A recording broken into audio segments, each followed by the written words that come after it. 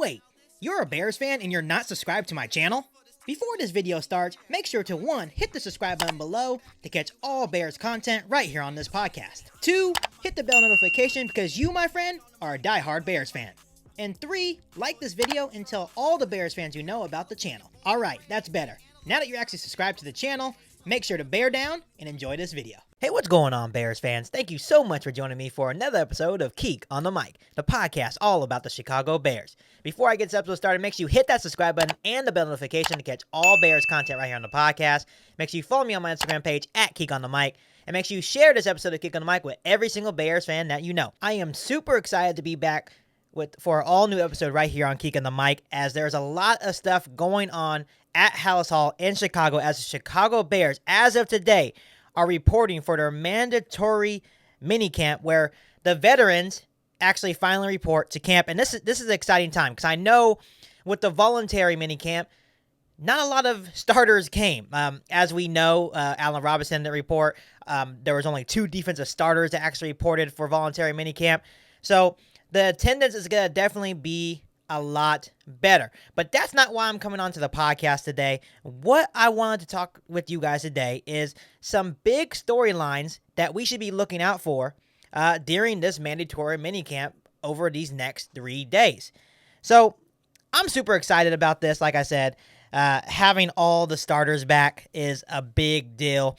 But the first storyline that I want to discuss and point out to you guys is the return of Allen Robinson. Obviously, all us Bears fans feel like the Chicago Bears need to extend Allen Robinson. Before I go any further, make sure you comment down below, extend AR. We need to try to make sure Ryan Pace can hear us as Chicago Bears fans, because I know me as a Chicago Bears fan, I want Allen Robinson paired with Justin Fields for the long haul. So I'm hoping to extend AR. So make sure you comment down below and put hashtag extend AR. But the return of Allen Robinson is a huge deal.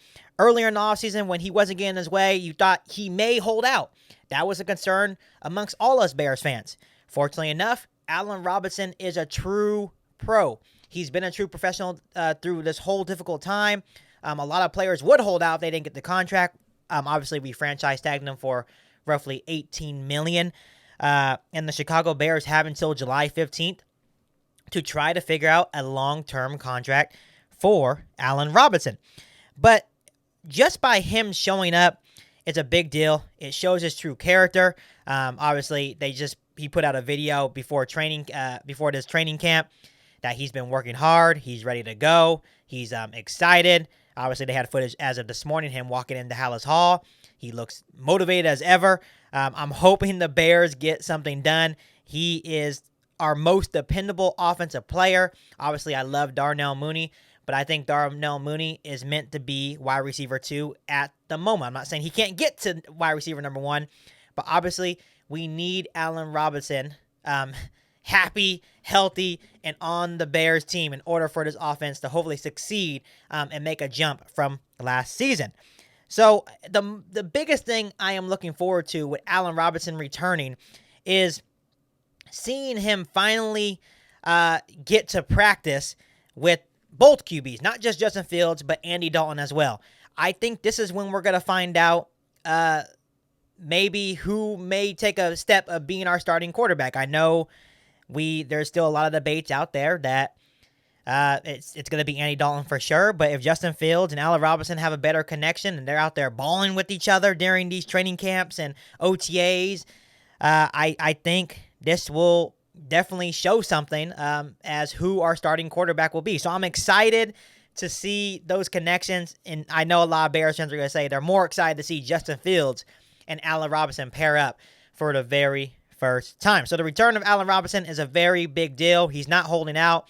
He's a true professional. So like I said, comment down below and put hashtag extend Allen Robinson. The second thing that I'm looking at, the second big storyline as it pertains to these mandatory minicamp, is we finally get to see the defense under the new defensive coordinator, Sean Desai.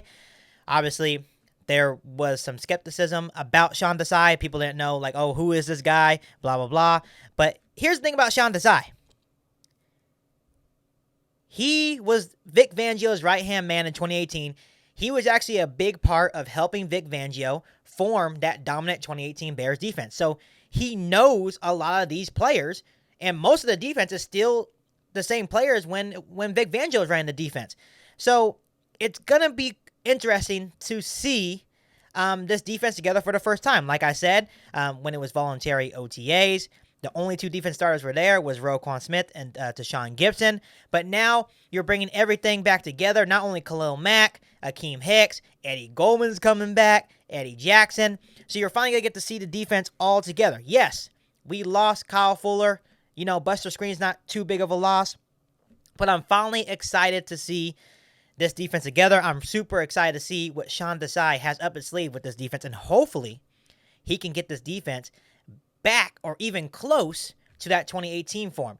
And one thing I really want to point out here is the return of Eddie Goldman. People do not realize how big that is for the Chicago Bears defense. Last season, Bilal Nichols did a very good job at nose tackle. But now you got Bilal Nichols going back to his normal position. You got Eddie Goldman. Eddie Goldman's going to take two guys that need to block him.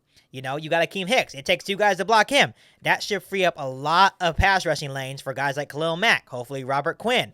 Of course, we got Jeremiah Atachu. We got a lot of good guys on this defense, and I'm super, super excited to see what Sean Desai has up his sleeve as it pertains to the Chicago Bears defense. The third thing I'm looking out for, the third thing that I'm super, super excited for as it pertains to this mandatory minicamp is the unofficial QB competition. It's going to continue. A lot of people are saying, oh, there's no QB competition. Guys, there is definitely a QB competition. If you guys don't think there's a QB competition, then I think you guys are just blind. Yes, Matt Nagy, Ryan Pace have made it very, very clear that Andy Dalton is our QB1. I have a hard time believing anything Matt Nagy and Ryan Pace says. For the simple fact that we saw it last year, how Matt Nagy kept switching the quarterbacks. Yeah, obviously last year's quarterbacks is a little bit different than this year's quarterbacks. I feel like our quarterback room this year is a whole lot better than last year's quarterback situation. But that's not the point. The point is last year you saw it. Matt Nagy had a tough time sticking with one guy. So yes, it probably is a true statement that Andy Dalton is possibly QB1. And he will probably start maybe the first couple of games. But let's not be mistaken that if Justin Fields is going to push Andy Dalton until week one, this is not something where I feel like Andy Dalton should be comfortable. He should be worried about Justin Fields pushing him. And that's actually a good thing for the Chicago Bears, that Justin Fields will be that young rookie pushing Andy Dalton, hopefully making him better. And if Justin Fields does win the job for week one, that means that Justin Fields is ready to play. This is going to be an ongoing debate. This is going to be an ongoing discussion. And this is going to be something that we have to keep an eye on as OTAs go on, as training camp goes on in late July. This is something that's not going to go away until week one, until we really, really find out who the starting quarterback is. Another thing I want to point out here is it's going to be really interesting to see these two guys play out against the starters on our defense. You have to imagine that at voluntary minicamp, like I said, there was only two defensive starters that actually showed up for the full voluntary minicamp. Now you have basically all the starters on defense. So that's going to make it even more tough for Andy Dalton, more tough for Justin Fields. So you're really going to see what these guys are made of and what this offense as a whole is made of. So that's something that I'm looking forward to. But let's not be mistaken, guys. This QB competition is not going away. And anybody that says there's not a QB competition, I truly think you guys are blind. There's definitely a QB competition, and it's not going away anytime soon, no matter what Matt Nagy says and no matter what Ryan Pace says. The last thing that I'm looking at, the big storyline, is the retooled offensive line. I've been bringing this up in the past podcast that's the only way I see Justin Fields actually playing. If the offensive line comes out and they're balling, let's say preseason, the starters are clicking, and they're doing really well, they're gelling well. Jermaine Ifedi said they're gelling well. But let's say everything's working out. I think that's going to favor, hopefully, Justin Fields to start. But if they're not clicking, let's say it's just not going well, I think Andy Dalton would start the first couple weeks until the offensive line gels well. And then you bring in Justin Fields, because you don't want a Joe Burrow situation like in Cincinnati, where the offensive line had a tough time protecting Joe Burrow. Look what happened to Joe Burrow. He got hurt for the rest of the season. We do not want that happening to Justin Fields. I'm super excited about this offensive line because obviously it was the tackle positions that were kind of the struggle. Charles Leno, not the best left tackle, but he did decent. But it wasn't a solid left tackle option. Yeah, Bobby Massey. He just couldn't stay healthy. The one thing I can say about this Bears offensive line is that the interior of the offensive line is really solid with James Daniels, Sam Mustipher, Cody Whitehair. That group right there alone is really solid. We are just curious to see how the left tackle, how the right tackles will do. Of course, Tevin Jenkins is probably slated to be our left tackle. And then I think it's going to be Jermaine Ifedi at possibly right tackle. There's still a possibility that we may get Morgan Moses. We haven't heard anything yet. So the Bears are still going to be working through these kinks, and they're still going to try to add to this position. That's why it's a retooled offensive line. The offensive line that you see now possibly won't be the offensive line that you see at the start of the season. The only thing that we know for sure is that the interior offensive line is probably most likely set with James Daniels, Cody Whitehair, and possibly Sam Mustipher. When it comes to the tackle positions, that's something that we have to keep a lookout for as we go into the entirety of training camp, OTAs, all the practices. That's something that we need to keep a lookout for, and it's something that I'm super excited to see progress as we go towards week 1 of this NFL season. So these are my 4 big storylines as it pertains to the mandatory minicamp.